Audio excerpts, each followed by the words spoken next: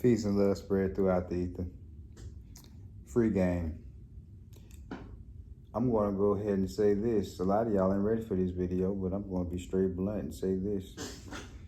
Slavery,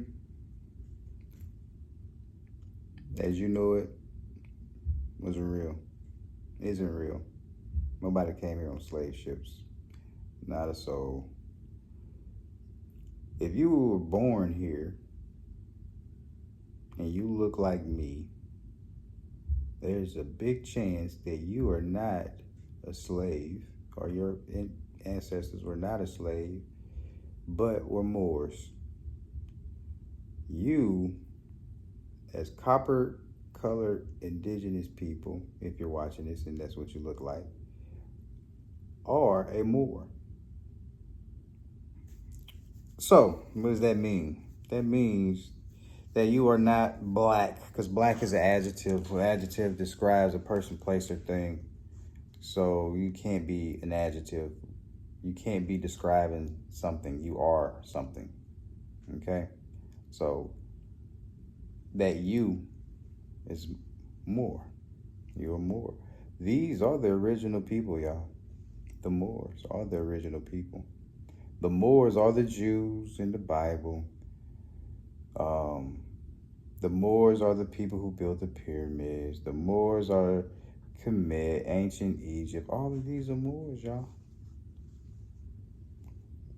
They did not call themselves Jews. They did not call themselves Egyptians. They did not call themselves none of this. This is not the Moors' history. This is Greek history. Who are the Greeks? Well, the original Greeks were Moors. Yeah, the original Greeks were Moors. Well, what happened is probably what you're asking. Well, if you got a dollar bill, pull out the dollar bill and look on the back of it. I'll probably put one up right there. Yeah, put one up right there. And if you look on the back of that dollar bill, you see two seals. One is a pyramid, one is an eagle. That means there's a treaty. Those are two different nations. It's not one nation. Okay? That currency that you see right there is for two nations who got together and agreed that this currency is going to be their way of economics, if you will. Well, who are these two people? Well, one is the European white people, and the other one are the Moors.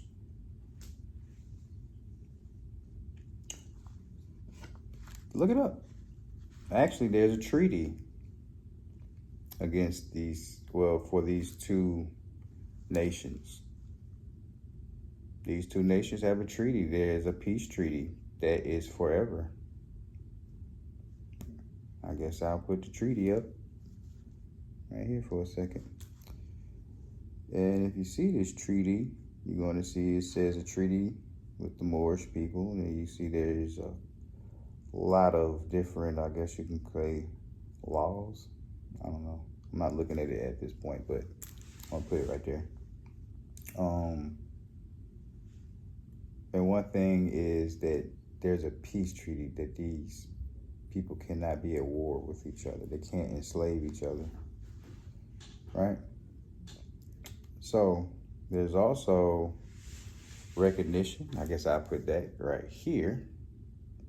In 1933, the House of Representatives recognized these Moorish Americans for, if you look closer, probably zoom in at this point. They recognized these Moorish Americans for building for building Africa, Spain, and now America. Interesting. So what does that say? That the people who built America, who built Africa and Spain, are the same people. But y'all know who built America. You know who built America. In 1933, they recognized y'all. That's told on themselves. So, goes to the point of now,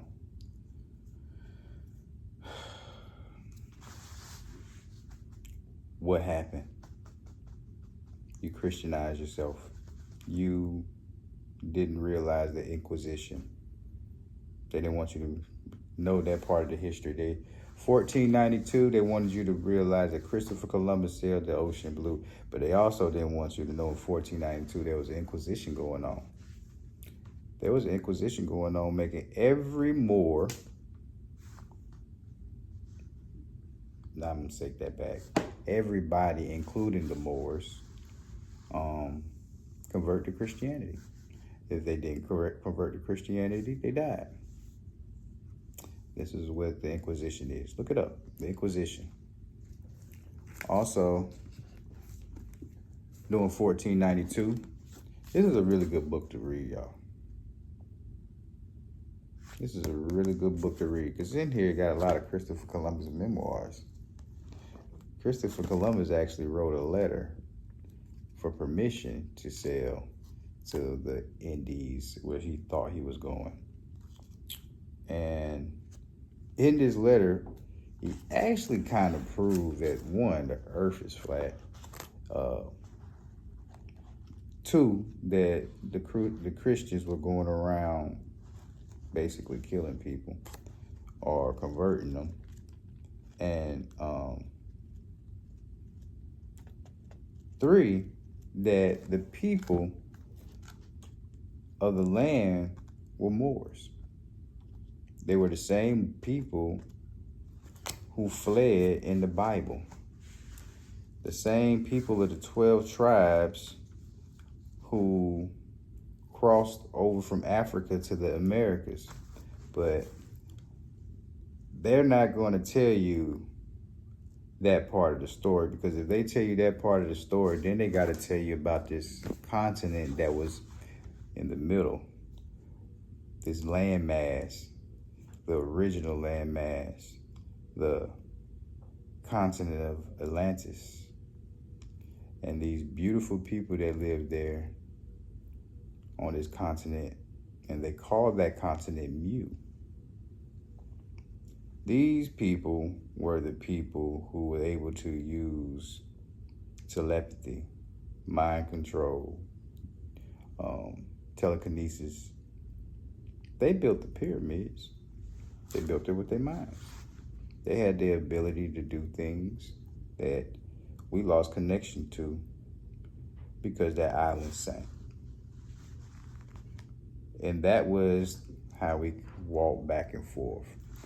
Well, there is a saying that in the Grand Canyon, there's evidence of the continent of Mu and pyramids and so on. But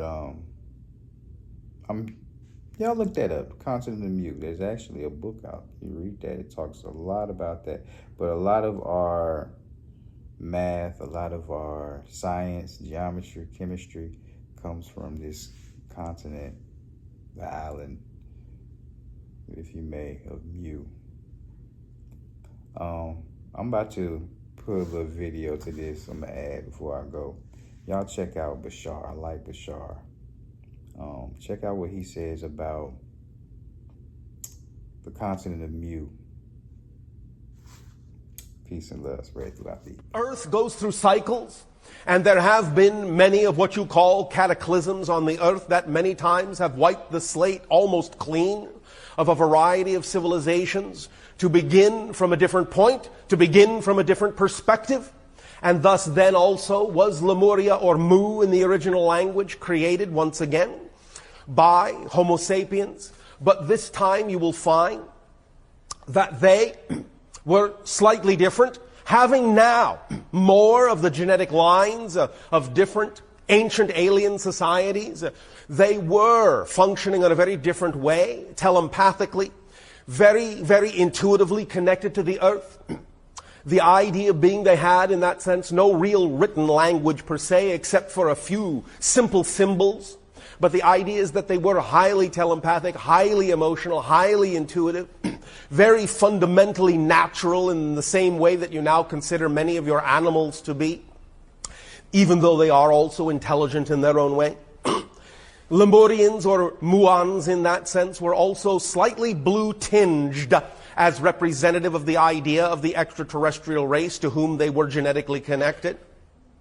And once again, through the idea of many of the cataclysms that broke up some of the Southeast Asian land masses that formed the extension of the Asian continent into what you call the Pacific realm that was the area of Mu.